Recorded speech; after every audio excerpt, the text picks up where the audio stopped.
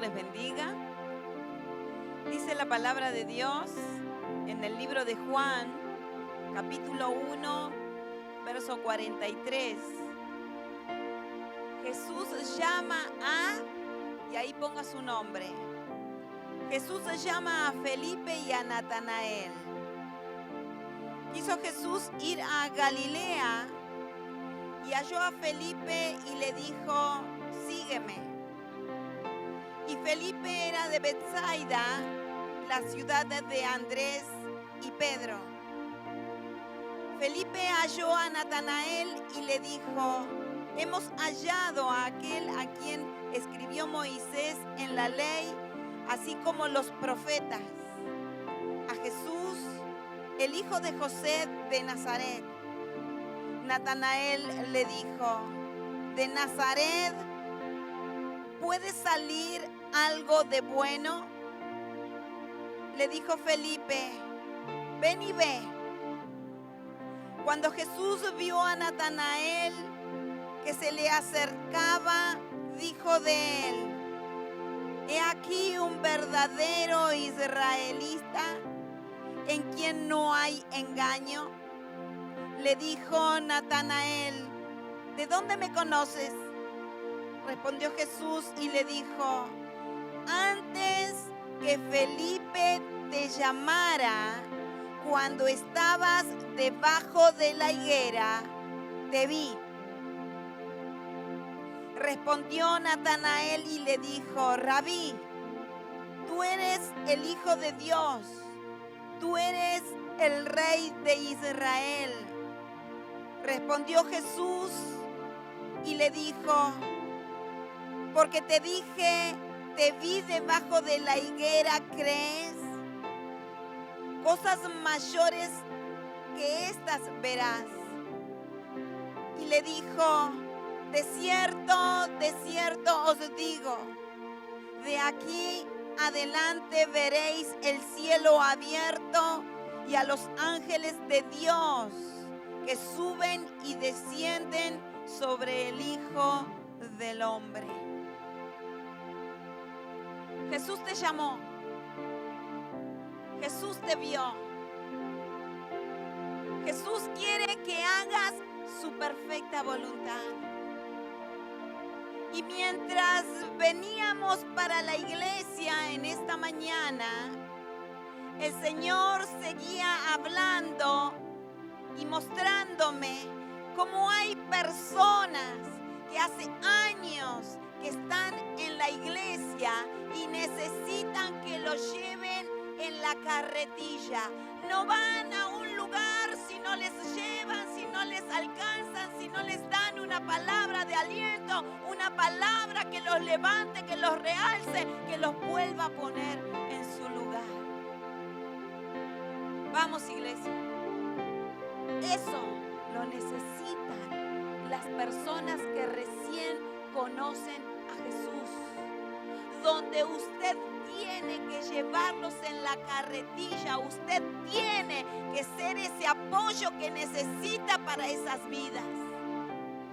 Necesita del amor, necesita de la perseverancia, necesita de escuchar de esos malos caracteres que pueden llegar y de un montón de cosas que pueden traer esas vidas nuevas. Pero usted, que hace años conoce al Señor, no puede ser ya más.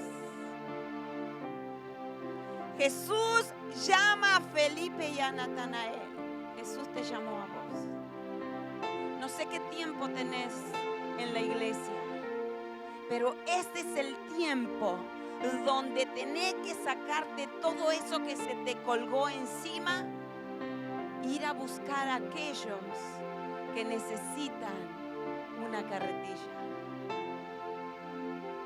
Ayer cuando nos íbamos para casa, en el camino me llamó la atención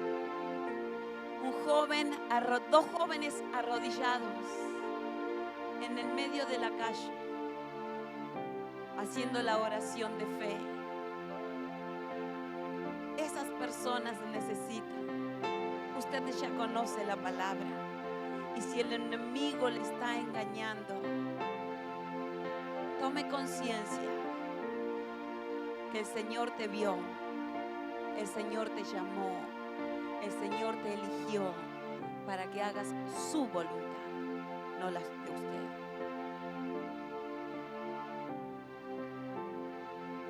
Antes que Felipe te llamara cuando estabas debajo de la higuera, te vi. Dios nos usa para llamar a otras personas, pero el que primero nos vio fue el Señor. Y este mismo Señor quiere obrar en su vida y tiene usted que crecer en sus propósitos y en su voluntad. Le invito a ponerse de pie.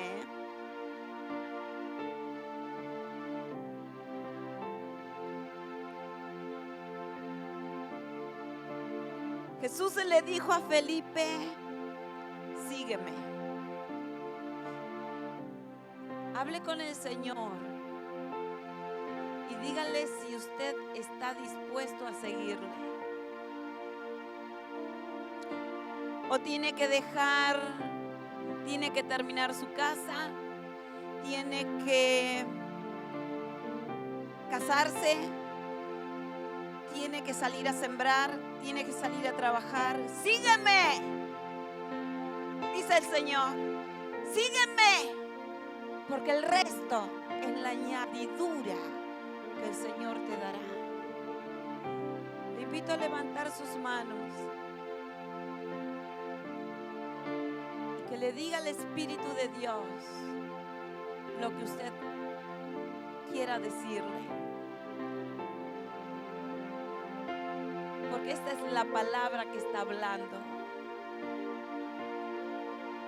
Y lo que está saliendo de mi boca es la palabra de Dios, es la palabra más segura, la palabra que produce vida en cada corazón. Dígale si está dispuesto a seguirle o no. Dígale la verdad al Señor y lo que diga, manténgase firme, porque Él le llamó para que no hagas su voluntad, sino la voluntad del que le llamó. Para eso hay que estar dispuesto. Hay que estar dispuesto, hay que morir. Hay que morir, hay que menguar. Y si estás muy vivo, muérete. Pero haz la voluntad del Señor. Ya no vivo yo, sino que Cristo vive en mí. Que ya no sean palabras de cristiano, de llamarte hijo de Dios, sino sé una verdadera hija de Dios, hijo de Dios. Sopla, Espíritu Santo, y manifiesta tu gloria. Señor, mientras te alabamos y mientras te exaltamos, sigue trabajando en los corazones y arranca todo aquello que se les colgó, todo aquello que les hizo quedar, todo aquello que los apocó, que no les dejó ser durante tanto tiempo. Que se rompan esas cadenas y maldiciones, porque un día te dijeron que te iban a seguir y que te iban a servir.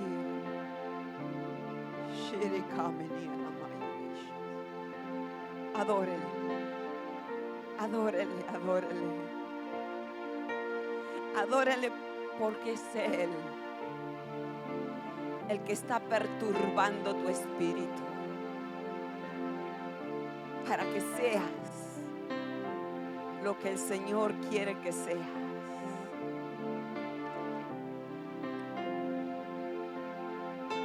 Sígueme, sígueme, porque te vi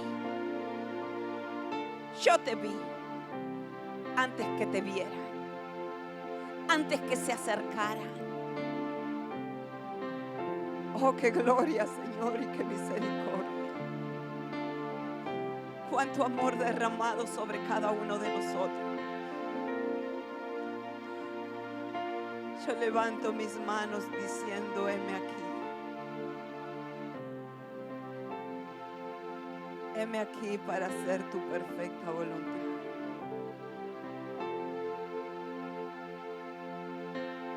Adoremos el nombre de Cristo. Adoremos a aquel que lo dio todo en la cruz del Calvario y por su amor y su misericordia te ha llamado. Sí, Señor, te exaltamos, Dios. Amén. Vamos con las palmas.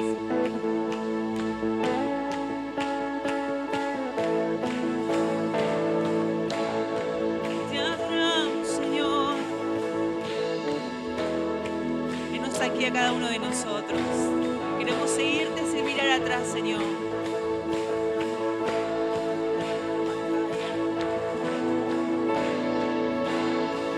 Solo a ti, toma nuestras vidas. Todo lo entregamos, Señor. Grande y glorioso es nuestro Dios. Declárelo bien fuerte. Nuestra esperanza está en ti, Señor. Solo en ti, Señor. Puedes salvarnos y rescatar.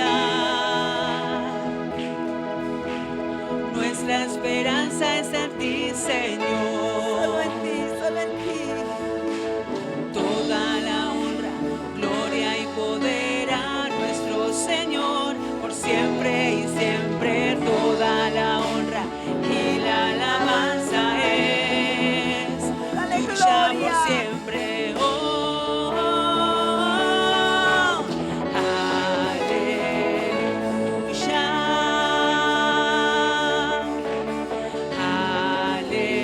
Aleluya, reinará. Aleluya.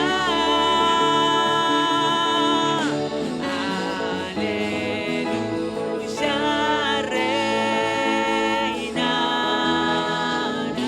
Oh, oh, oh, oh,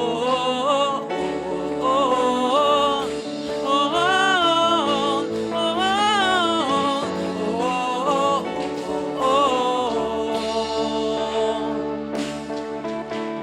maravilloso es nuestro Dios. Nuestra confianza está en ti, Señor. Ya no hay temor, tú estás aquí. Nuestra confianza está en ti, Señor. Toda la honra, gloria y poder a nuestro Señor, por siempre y siempre. Toda la honra y la alabanza es tuya por siempre. Oh, oh, oh. Aleluya. Aleluya, reinará. Aleluya.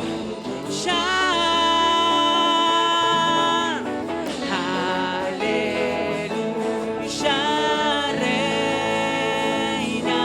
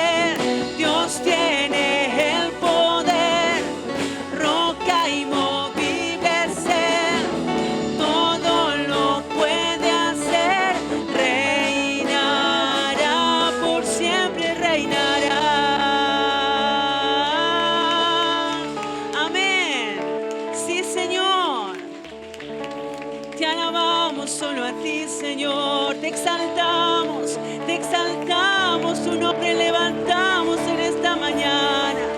Santo, santo, santo es el Señor. Dígale, Señor, yo te seguiré, Señor. No miraré atrás, Señor. Mis ojos están puestos en ti, en ti, en ti. Yo corro la carrera que tengo por delante. Aleluya, aleluya, aleluya. Dígale, Señor, no soy de los que retroceden, sino que avanzo, avanzo, avanzo, Señor, en tus promesas. Aleluya. Sí, Señor, sí, Señor, sí, Señor, porque en ti se rompen las cadenas que me ataban. Se rompe toda cadena, Señor. Tú traes libertad sobre nuestras vidas. Señor, todo lo que quiso confundirnos se cae en esta hora, se cae en esta hora, Señor. Aleluya, aleluya, aleluya, Señor, te alabamos, te alabamos, te alabamos. Levante sus manos y dígale, Señor, soy libre. Puedo declarar con todo mi ser, Señor, que soy libre en ti, Señor. Cuando escuchamos tu palabra, las cadenas se rompen. Porque no son palabras de humanos, de personas, es tu palabra, Señor. La que viene a nuestras vidas, la que nos da convicción, la que nos transforma, es tu palabra viva y eficaz. Señor, te alabamos, te exaltamos. Hable con Dios, dígale, Señor, toda mi vida entera la entrego delante de ti. Tú estás sentado en el trono. No dejaremos ocupar ese lugar por nada, ni por las personas, ni por las cosas materiales, ni por ninguna otra cosa, Señor. El trono de mi corazón está ocupado solamente por ti. Te alabamos, te alabamos, te alabamos. Oh Señor, mi alma te exalta solo a ti. Santo eres. Vengo ante ti postrado con todo mi ser. Te quiero ver. Tuyo soy, Señor.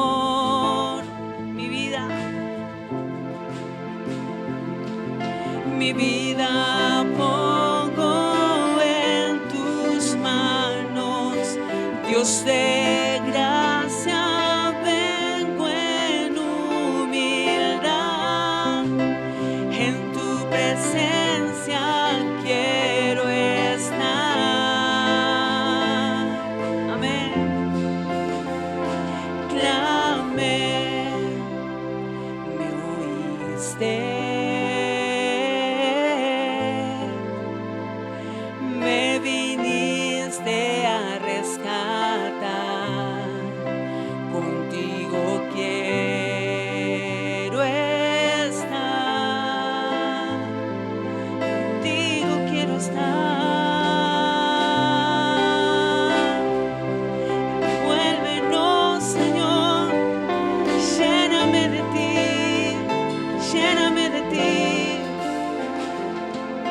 Mi vida pongo en tus manos, Dios de gracia, vengo en humildad, en tu presencia quiero estar. Clamé, clamé, me oíste.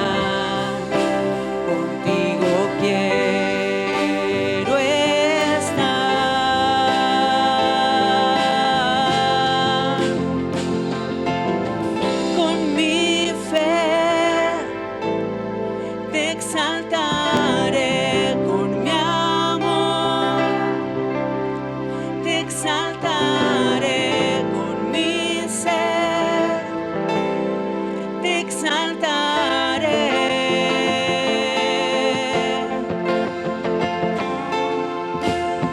Con mi fe, te exaltaré con mi amor, te exaltaré con mi ser, te exaltaré.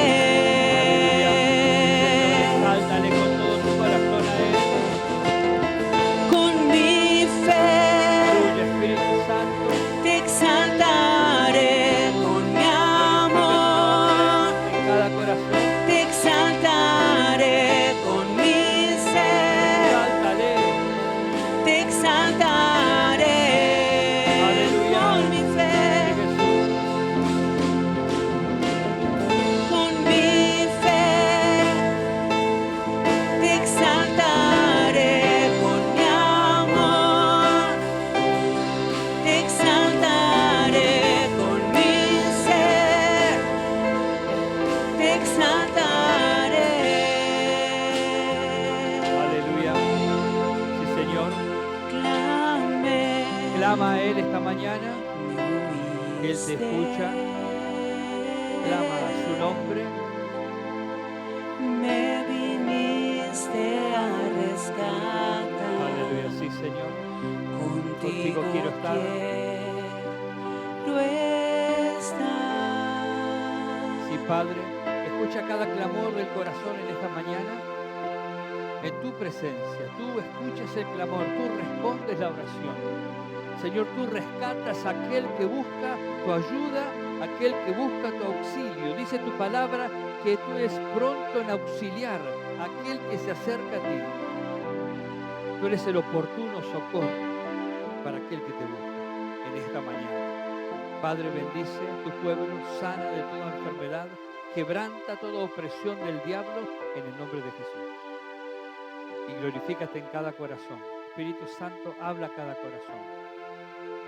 Porque esta mañana está en tus manos. Nuestras vidas están en tus manos. Este momento está en tus manos. Estamos delante del trono de la gracia y ministra, Señor. Que fluya ese río de vida en cada corazón. Amén. Amén.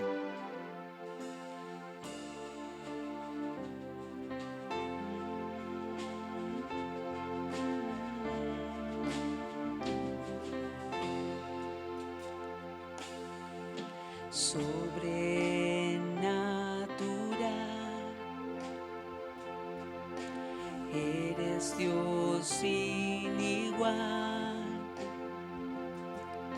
dueño del cielo y mar, sobrenatural. Aleluya. Sí, Señor. Tú eres un Dios sobrenatural. Sobrenatural, habitas la eternidad, eres el manantial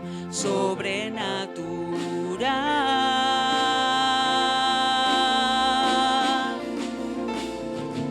Dios de mi vida, eres Dios de los cielos, eres Dios de los mares, eres Dios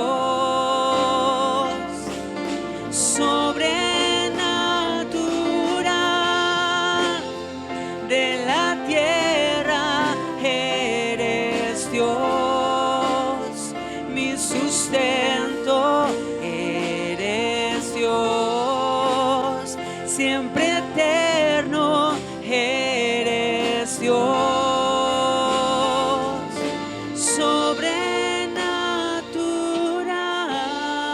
sobrenatural. Aleluya. Sí, Señor. Creemos que eres un Dios sobrenatural. Que tú estás por sobre todas las circunstancias, sobre todos los poderes y señoríos aquí en la tierra y en el universo, visibles e invisibles. Tú lo gobiernas todo. Tú habitas la eternidad. Tú eres el Santo, el inmortal, el Dios eterno. A ti te adoramos en esta mañana y te bendecimos. Padre, ministra nuestras vidas con tu palabra. Toma control de los aires y de los pensamientos, de los corazones. Quita todo bloqueo, todo obstáculo del enemigo. En el nombre de Jesús, sea tu palabra, Señor, obrando, ministrando. Señor, hablando a cada corazón lo que cada corazón necesita, Señor, recibir. Ayúdame con el tiempo, Señor, en el nombre de Jesús, para que pueda, Señor, hablar lo que tú quieres en el tiempo justo. Amén. Amén. El Señor le bendiga. Tome asiento en esta mañana. Quiero compartir una palabra que comienza mostrando o un versículo que aunque es solo un versículo dentro del contexto en que está dicho, dice mucho de una realidad de este pueblo, de ese tiempo, pero que también es la realidad del pueblo de Dios hoy. Si ocurren esas cosas que ocurrían antes, el fin es el mismo. Por eso es importante, este versículo dice en el libro de Jueces, el capítulo 21, versículo 25, es el último versículo del libro de Jueces, pero no es el único que lo dice. Vamos a ver que hay otros también que lo dicen. Dice, en aquella época no había rey en Israel, y cada uno hacía lo que bien le parecía, o cada uno hacía lo que le parecía mejor. No había quien los gobernara, no había quien los dirigiera, no había un rey visible, pero sí tenían rey, porque el reinado o el pueblo de Israel tenía una teocracia. Dios era el rey. No es que ellos estaban sin rey. La iglesia de Cristo es una teocracia. Dios es el rey. No hay estados teocráticos en el mundo. Ni el propio Israel actualmente tiene una teocracia. Tiene un gobierno diferente a la teocracia, porque Dios no gobierna sobre ellos. Pero sí hay una teocracia en la iglesia de Cristo. Cristo es el rey sobre su pueblo, y su pueblo participa en la obra de Dios. Y era así, debería haber sido en aquella época. Pero ellos no tenían rey porque no obedecían a Dios, y por otro lado tampoco tenían un rey visible como las otras naciones a quien seguir, no tenían un líder que podían ver, cosa que años después le van a reclamar a Samuel, y Samuel va a ungir a Saúl como primer rey de Israel. Pero el punto al que quiero ir ahora, eso para tener un contexto de idea de lo que estaba pasando, pero lo que quiero ir ahora es que justamente el hecho de que ellos no tenían rey, y esa frase que se repite 4 veces en los últimos capítulos, del 17 en adelante hasta el 21 que leímos, muestra que ellos al no tener rey no tenían rumbo ni tenían dirección en sus vidas.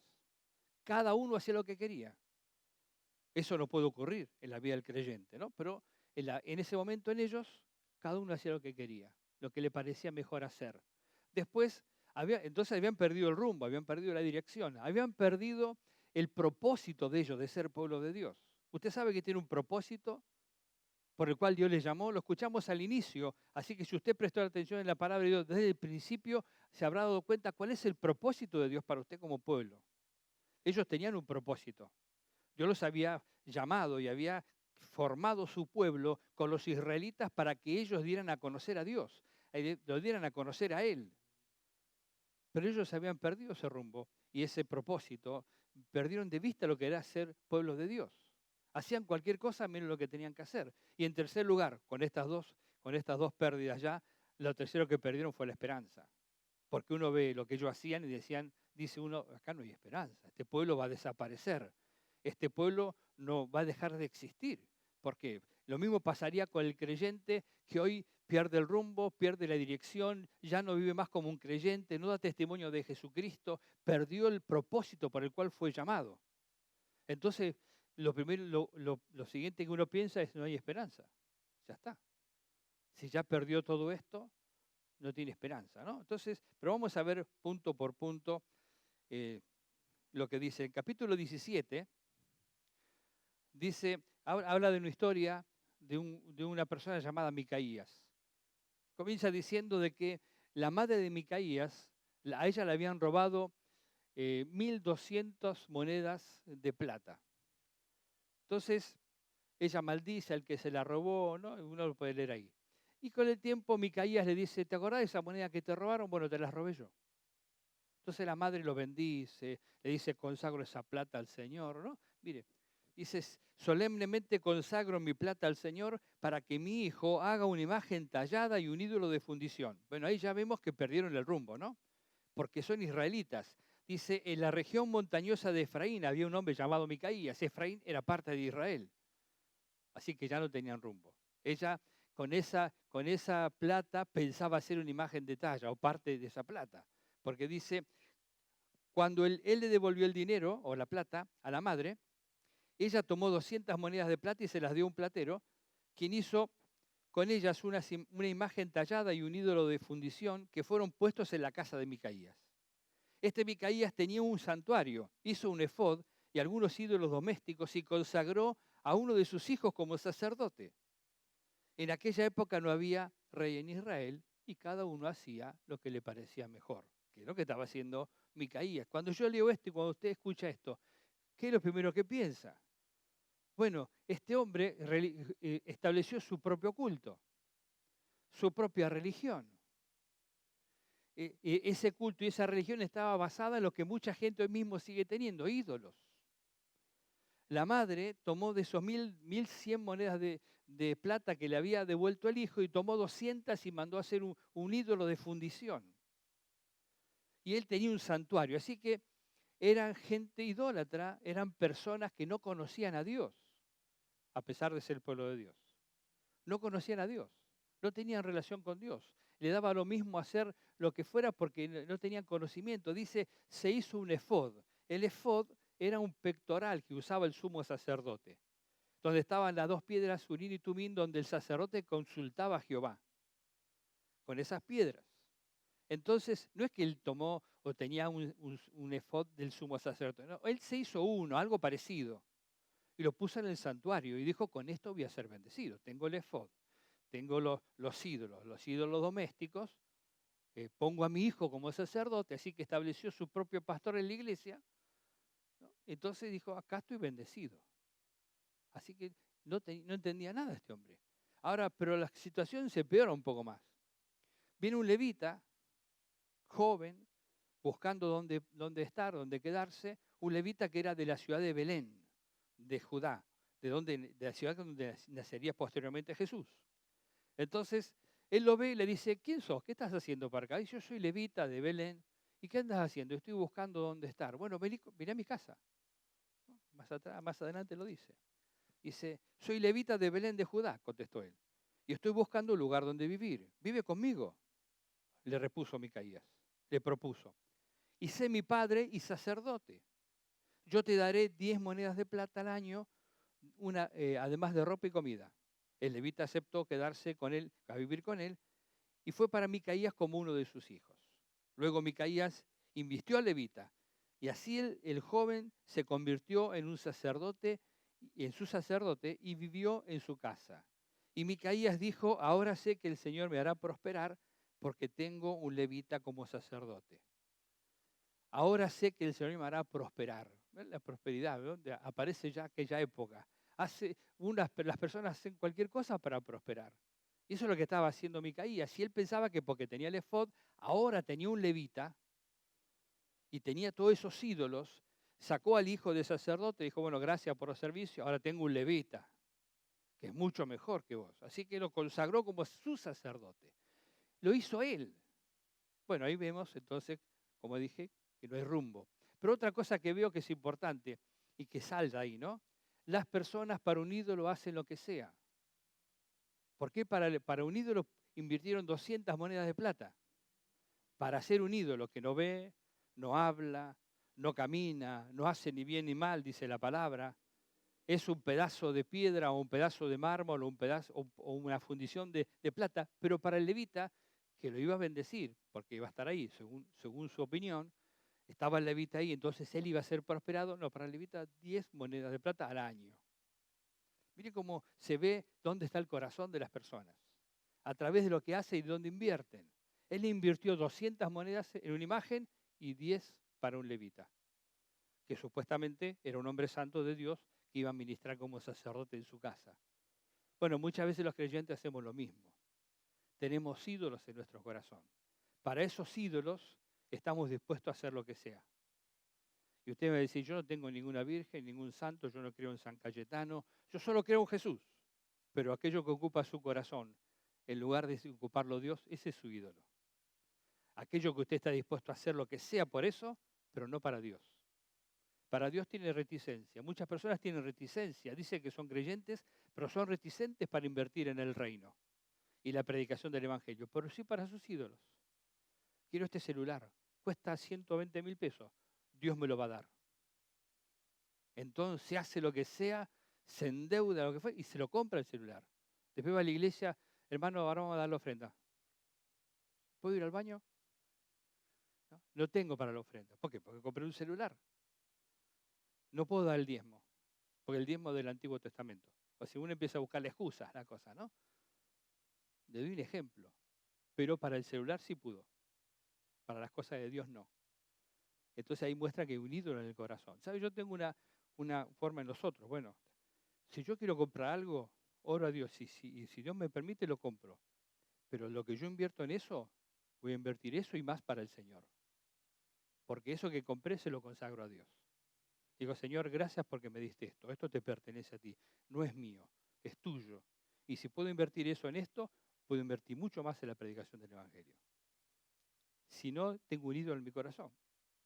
Así que nos sirve decir, no tengo ídolos porque no tengo imágenes. El ídolo puede ser un auto. Yo me acuerdo, antes de conocer al Señor, tenía una Coupé Torino. ¿Alguno tuvo una Coupé Torino? ¿La conoce? Ese era mi ídolo, la Coupé Torino. No me lo toquen, no me lo miren. Ojo, yo tenía una oficina, yo era jefe de destacamento allá donde está Mercedes-Benz, en González Catán. Me hizo un lugar donde podían guardar el auto y si alguno venía me decía, bueno, me hacen la multa. Venga, mire, ese es mi auto, a ver si le encuentra algo. A ver, le falta luz, se tiene que poner una cubierta, no, bueno, entonces usted vaya y pague la multa. No me lo toque, no se acerque, no me lo mire fuerte. Ese era mi ídolo. Cuando me convertí hasta la foto rompí. Porque ese era mi ídolo. Así que no necesito tener una imagen de un santo para tener un ídolo. Alguna cosa material, un televisor, el celular, el auto, lo que fuera, puede ocupar el lugar de Dios en mi corazón. Es más, hasta usted mismo puede ocupar el lugar de Dios en su corazón. Si es narcisista y todo se centra en usted, y todo tiene que pasar, y usted tiene que ser el que tiene que ser visto, el que tiene que cumplirse todos los caprichos suyos, entonces usted es narcisista, entonces usted es un ídolo para sí mismo. Dios tiene que ser el que esté en el centro de su corazón. Entonces ve que un ídolo es mucho más que una imagen. Dice la palabra que sin profecía el pueblo se desenfrena, pero el que guarda la ley es sabio. El que guarda la palabra de Dios es sabio. Otro proverbio dice, donde no hay dirección sabia, el pueblo caerá. Así que necesitamos este pueblo estaba cayendo, se estaba derrumbando, estaba endureciéndose y embruteciéndose espiritualmente porque no tenía dirección. Hacían lo que querían. Todo lo más importante era lo que a ellos les parecía que era importante. Entonces tenían ídolos, tenían cuestiones supersticiosas, ¿no? Que es lo que tenía Micaías, ¿no? Tenía todo tipo de cosas. Tenía supersticiones, cábalas, reliquias, amuletos, todo ese tipo de cosas tenían ellos. Ídolos familiares. Esa era la condición del pueblo. Mire, más adelante dice que erigieron la tribu de Dan. Dice, allí erigieron para sí una imagen tallada y Jonatán, hijo de Gersón, nieto de Moisés, estaba con ellos. Ahora vamos a ver quién eran estos de Dan. Pero con esta gente de Dan, que era de la tribu del hijo mayor de Jacob, que era parte de Israel, estaba el nieto de Moisés. Y el nieto de Moisés también había perdido el rumbo. Cuando estaba Moisés sabía dónde tenían que ir, porque Moisés lo tenía ahí a rajatabla con lo que dice la palabra de Dios. Murió Moisés, vino Josué, y Josué tuvo que tenerlos también firmes y decirle permanentemente, y Dios los va a destruir porque ustedes no hacen lo que dice la palabra de Dios, ustedes son idólatras. No, nosotros vamos a servir a Dios. No, ustedes no pueden servir a Dios porque son idólatras. Ustedes desobedecen a Dios. Murió Josué y cada uno hizo lo que quiso. Dios cada tanto levantaba a un juez y los gobernaba y cada tanto los ponía en línea y cuando ese juez moría, de vuelta a hacer lo que querían. Así que estaba el nieto de Moisés en eso. Imagínese, ¿no? Uno dice, es el nieto de Moisés, no importa que era el nieto de Moisés. Él estaba con la tribu de Dan. Esa tribu de Dan no solamente ya había perdido en rumbo, sino que se olvidaron de lo que era ser pueblo de Dios. Como dije al principio, anticipé, ¿no? No solo Micaías, sino la tribu de Dan, que era el hijo mayor de Josué, de Jacob. Ellos ya perdieron el rumbo, no sabían que eran pueblo de Dios y que tampoco que tenían que hacer. Este levita asalariado, porque ese era lo que era el levita, ¿no? Ahí le ofrecieron un sueldo, él dijo, bueno, gloria a Dios, sí, vamos. Llegó la tribu de Dan y le dijo, ¿qué haces acá? Y yo soy sacerdote en esta casa. No, dejá esa casa y venite con nosotros. Es mejor ser sacerdote de un clan, de una tribu, que de una familia. Así que nosotros te vamos a dar más. Gloria a Dios, tuvo un aumento, dijo el levita, y hizo un asalariado, se fue con la tribu de Dan. La tribu de Dan estaban buscando un lugar, llegaron a un pueblo llamado Lais, que estaba tranquilo, aislado, no se metían con nadie, fue y los mató a todos. Y se quedó con la tierra. Y se quedó con las casas y reconstruyeron la ciudad. Y se establecieron allí y la llamaron Dan. Así que como pueblo de Dios ya no tenían ni idea de lo que tenían que hacer. Actuaban como los pueblos mundanos. Ya no eran testimonio a las naciones de que Dios era un Dios real, de que Dios, el único Dios real era el Dios de los israelitas.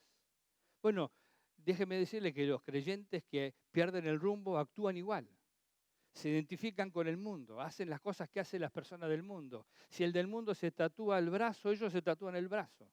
Si se tatúa la nuca, se tatúan la nuca. Si se ponen lo que se ponga, lo hacen igual. Porque perdieron el rumbo, no saben que son pueblo de Dios, que son pueblo santo de Dios. Dios le dijo a los israelitas, yo soy un Dios santo y ustedes son mi pueblo. Y yo los aparté para que sean un pueblo consagrado para mí. No hagan lo que hacen los demás. No hagan lo que hacen esas naciones, porque ustedes son mi pueblo. Pero ellos quisieron lo que hacían las naciones. Se olvidaron de que eran un pueblo santo. El creyente en este tiempo tiene que abrir los ojos. Tiene que estar atento. Porque Cristo viene, pero Satanás lo está arrastrando a ser como el mundo. A tomar los hábitos, las conductas, las palabras. Sorprende cómo hablan los creyentes por internet.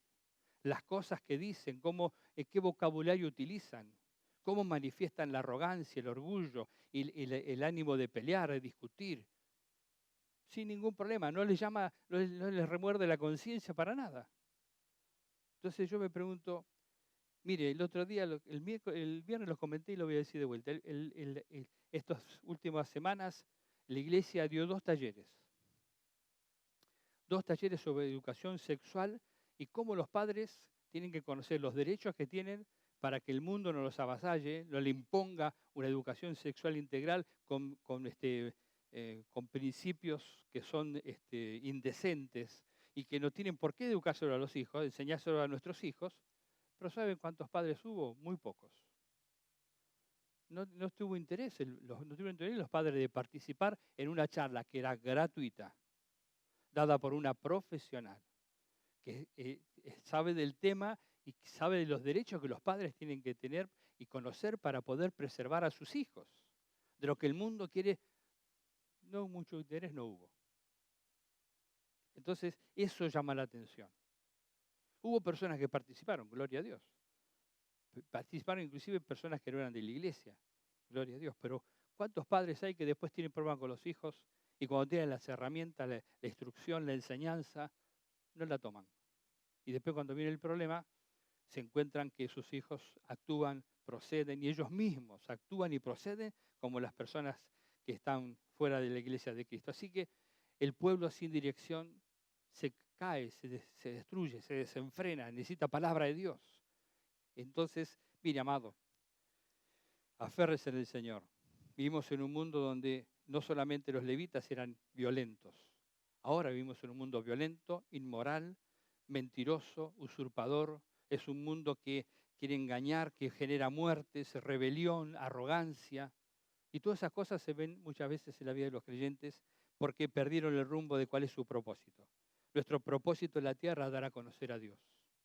Según 1 Pedro dice, ustedes son nación santa, pueblo adquirido por Dios. Ya lo repetiste desde que empezamos la cuarentena y antes también, ¿no?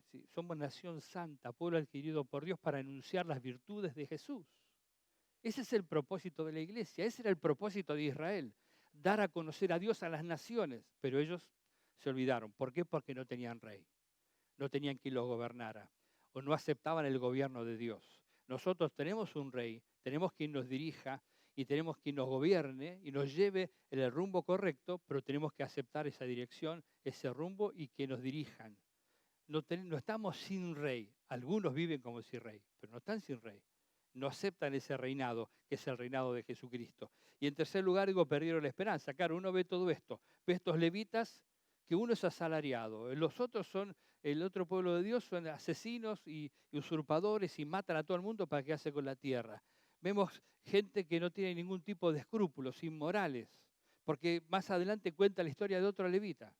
Un levita que tenía una concubina, se había separado porque ella le había sido infiel, después la fue a buscar y mientras volvía a su casa, que vivía también en un lugar apartado en las montañas, iba para su casa, se hizo de noche y llegó a una ciudad llamada Gabaón y bueno, vamos a quedarnos acá. Y querían quedarse en la calle, pero un anciano del lugar le dijo, no, no se queden en la calle, vengan a mi casa, yo les doy hospedaje.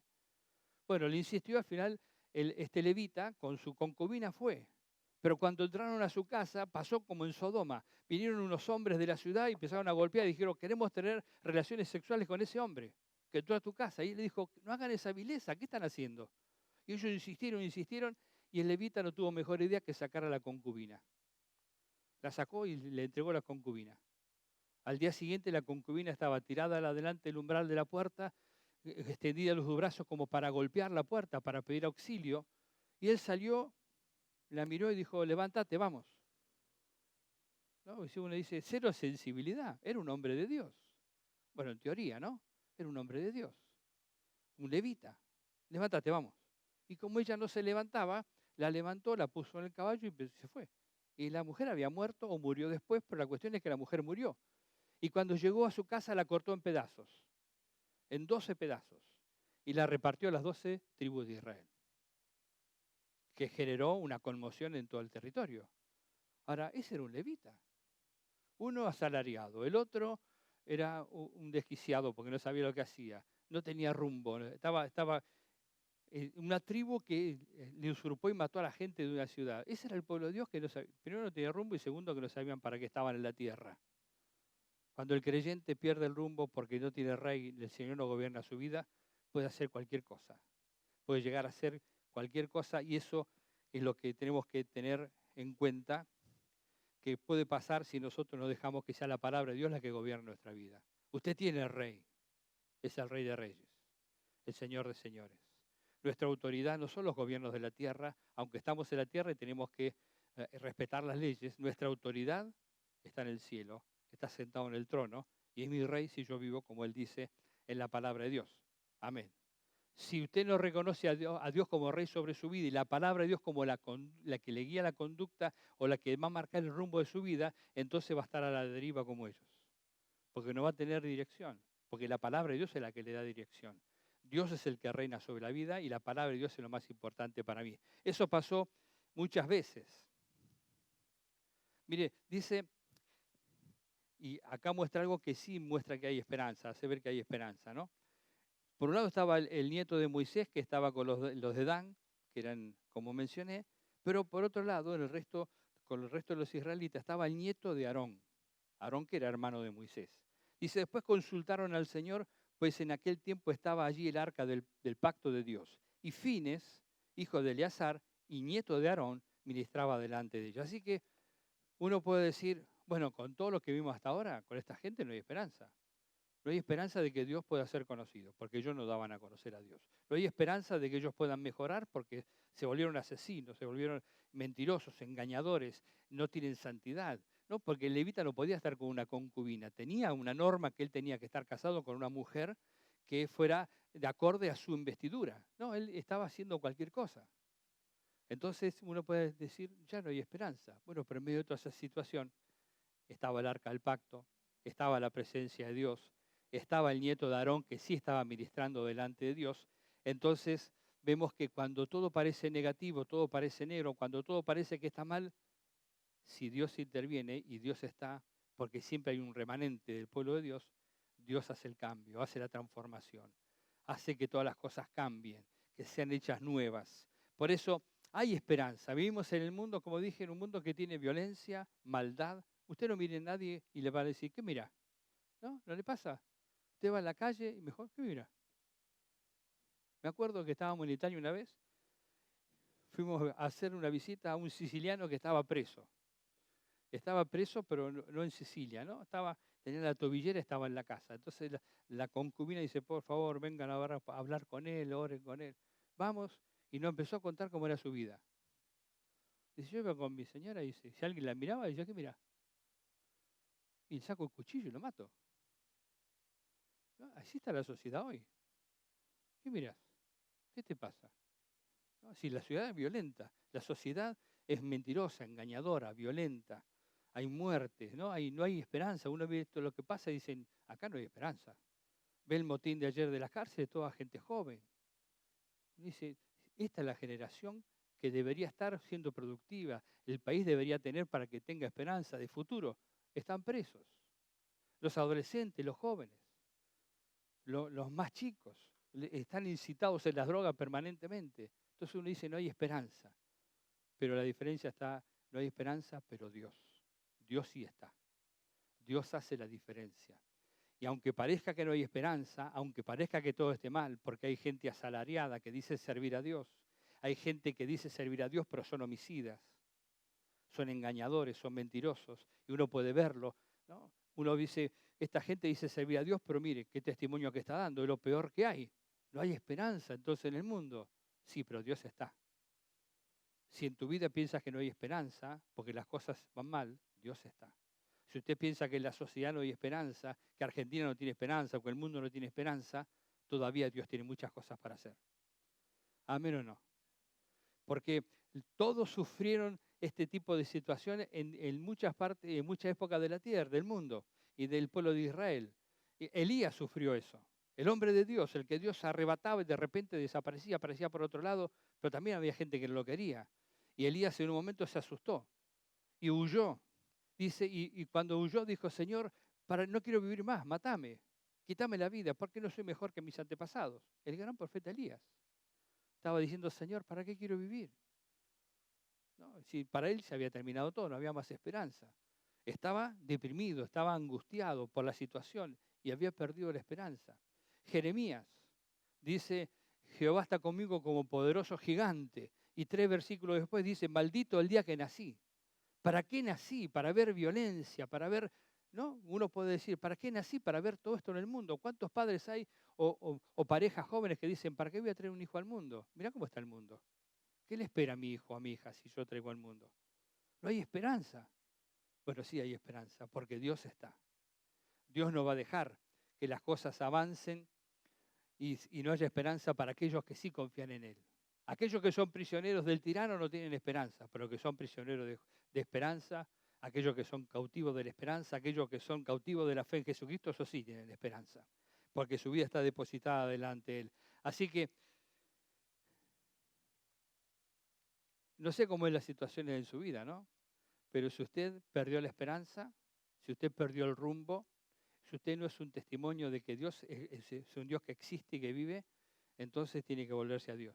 Decirle, Señor, perdóname, porque me enredé con todas estas cosas.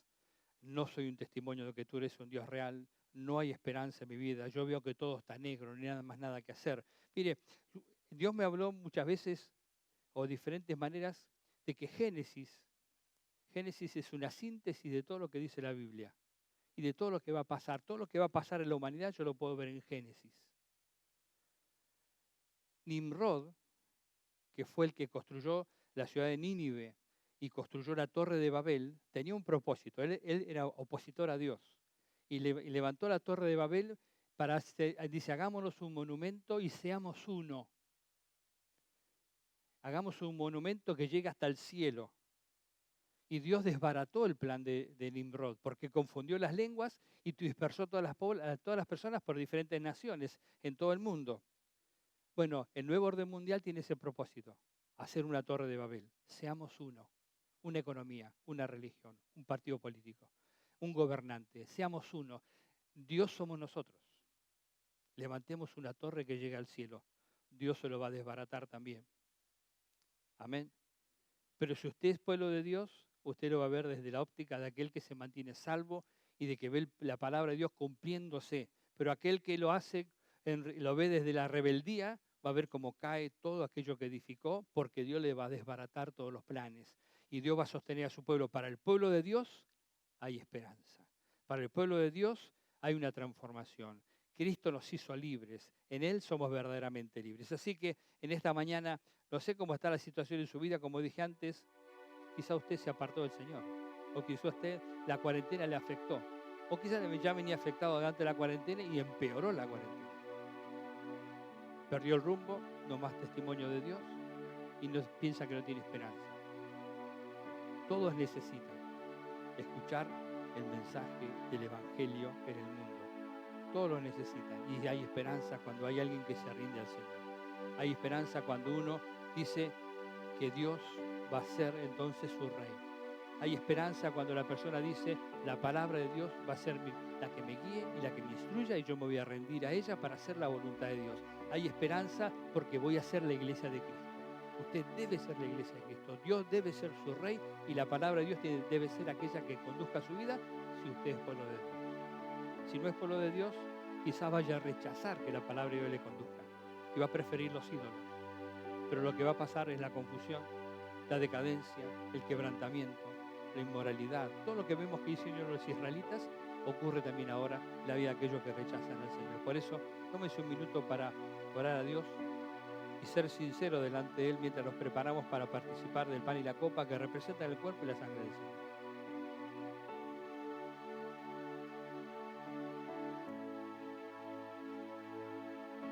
Espíritu Santo, glorifícate en cada corazón. Señor, tu palabra no vuelva vacía, sino que encuentre corazones que estén dispuestos a recibir tu palabra, porque tu palabra es la que cambia los corazones. Tu palabra es la que da esperanza. Tu palabra es la que da vida, penetra hasta lo profundo del ser.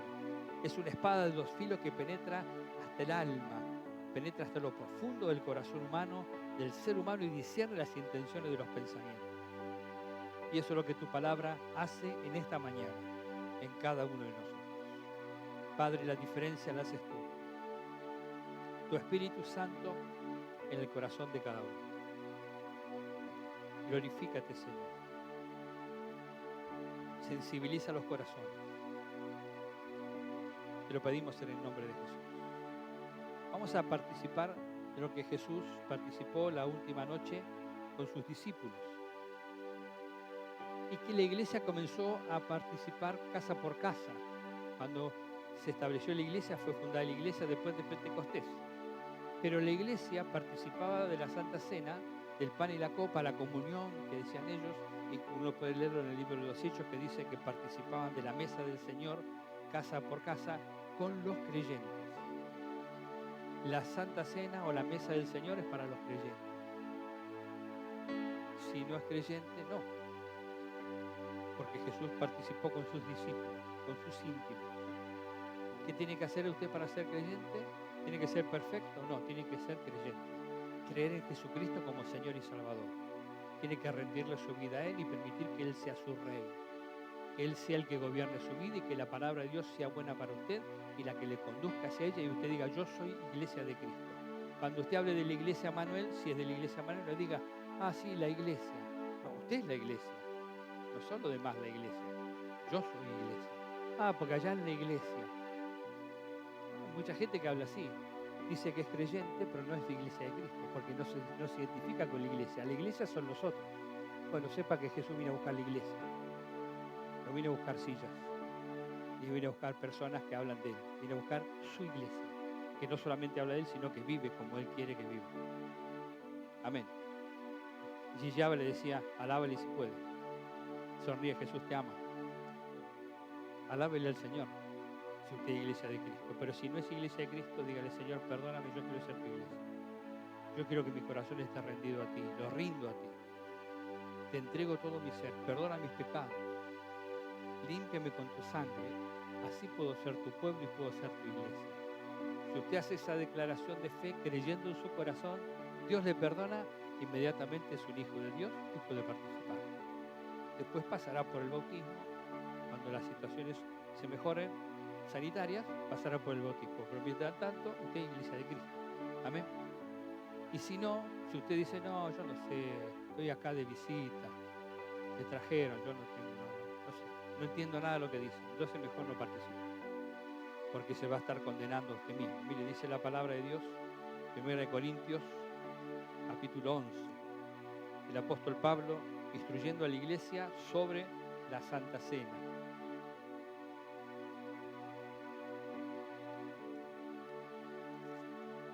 Dice así. Se me quiere escapar, pero no, lo voy a encontrar. Yo recibí del Señor lo mismo que les transmití a ustedes, que el Señor Jesús la noche que fue traicionado tomó pan y después de dar gracias lo partió y dijo, este pan es mi cuerpo que por ustedes entrego. Hagan esto en memoria de mí. De la misma manera, después de cenar, tomó la copa y dijo, esta copa es el nuevo pacto en mi sangre. Hagan esto cada vez que beban de ella en memoria de mí. Porque cada vez que comen de este pan y beben de esta copa, proclaman la muerte del Señor hasta que Él venga. Por lo tanto, cualquiera que come el pan y beba de la copa del Señor de manera indigna, será culpable de pecar contra el cuerpo y la sangre del Señor. Así que cada uno debe examinarse a sí mismo antes de comer el pan y beber de la copa. Porque el que come y bebe sin discernir el cuerpo, come y bebe su propia condena. Y sigue diciendo, por lo cual hay muchos enfermos y debilitados y muchos duermen, hablando de que han muerto. Así que es mejor estar a cuenta con Dios. Amén. Lo que está diciendo Pablo, esto es una cosa seria. No es un ritual así nomás. Yo estoy participando de lo que representa el cuerpo y la sangre de Jesús. Y yo me identifico con Él. Así que si usted va a participar, participe siendo consciente de lo que está haciendo, pero también consciente verdaderamente de que Dios tiene que ser su rey. Si en su vida dice, no hay rey en Israel, si fuera usted Israel, ¿no? Si se dice de usted, y no hay, en aquella época no había rey en Israel, cada uno hacía lo que bien le parecía, bueno, no participe. Porque la iglesia de Cristo no puede hacer cada uno lo que le parece, tiene que hacer lo que dice la palabra de Dios.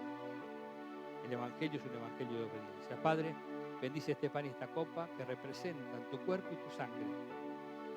Queremos participar de ella con temor reverente, con conocimiento de lo que hacemos, pero también confesando al hacerlo que te pertenecemos a ti, que creemos que tu cuerpo y tu sangre fueron entregados para nuestra salvación y vida eterna. Señor, y que tú vienes pronto a buscarnos, que estamos participando de este pan y esta copa, Señor, recordando, haciendo memoria, pero también proclamando que tú vienes y que nos iremos contigo. En el nombre de Jesús, bendice estos elementos y bendice a tu pueblo, Señor. Aquellos que dudan, Señor, convénceles con tu Espíritu Santo, no en la mente, sino en su Espíritu. En el nombre de Jesús. Amén. Amén. Mi alma estaba rota y herida, pero tu gracia la restauró. Manos vacías que tú llenaste, soy libre en ti, soy libre en ti. Sublime gracia del Señor, que un pecador salvó. Fui ciego, mas hoy veo yo, perdido y Él me halló. Ahora puedo ver, hoy puedo ver sus ojos de amor. Quebrantado fue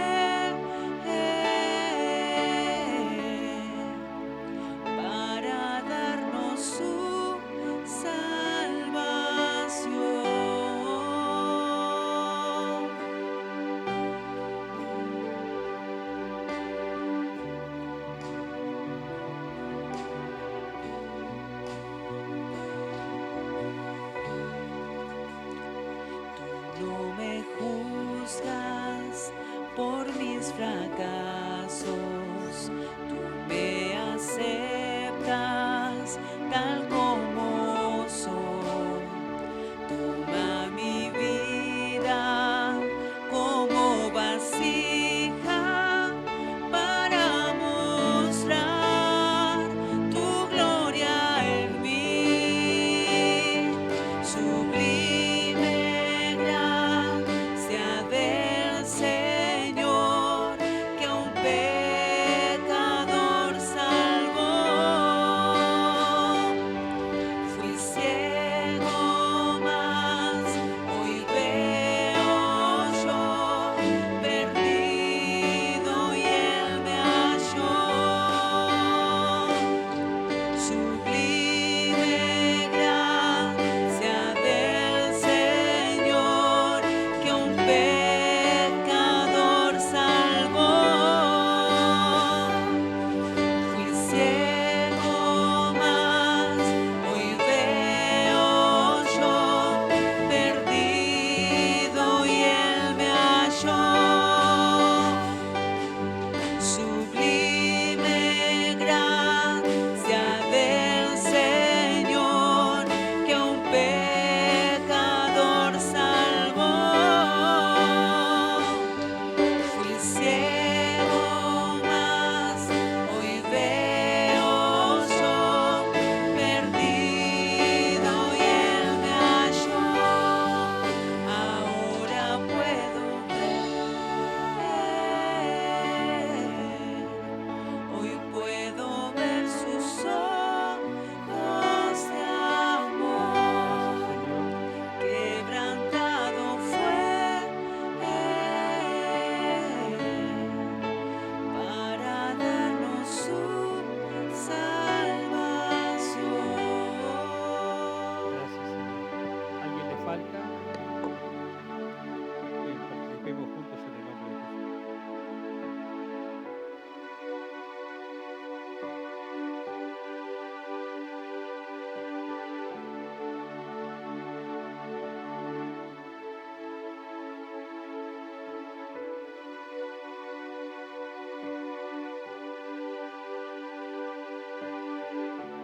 Gracias, Señor. Señor, estamos agradecidos porque tú nos has llamado, como llamaste a Natanael, como llamaste a Felipe, como llamaste a cada uno de los discípulos, a Mateo, tú nos llamaste. Y nosotros acudimos a tu llamado. Y te damos gracias, Señor, porque antes éramos ciegos, pero ahora vemos. Toca los corazones, Padre, para que cada uno pueda valorar el llamado que tú has hecho sobre sus vidas. No a una religión, sino a un conocimiento del único y verdadero Dios, de Jesucristo su Salvador y el único mediador entre Dios y los hombres. En un mundo sin esperanza, Padre, como iglesia podamos ser la esperanza, la luz y la sal que tú quieres que seamos. Ayúdanos a no perder el rumbo. Ayúdanos a no olvidarnos de que lo que somos, a lo que tú nos has llamado, para que nuestra esperanza se mantenga firme, fuerte, saludable, para darle a conocer a otros a Jesucristo. Gracias, Señor, porque participando de este pan y esta copa, símbolo de tu cuerpo y de tu sangre, renovamos nuestro compromiso y nuestra consagración a ti. Gracias, Jesús. Amén. Amén.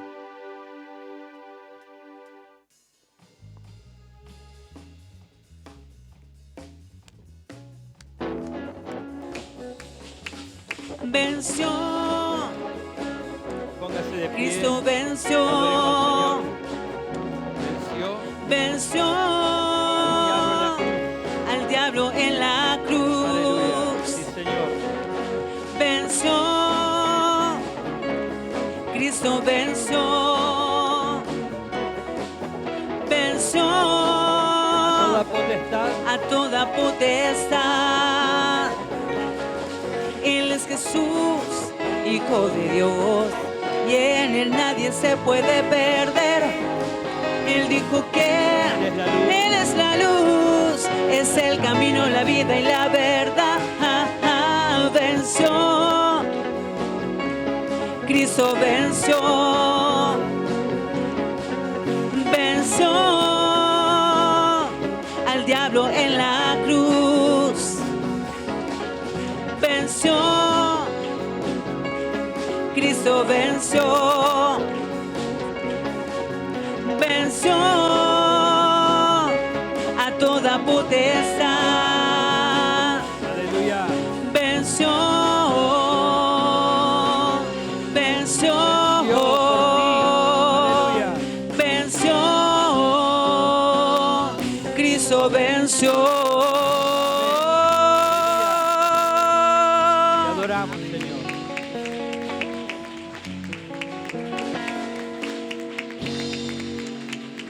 Aleluya. Gracias, Jesús. Te adoramos.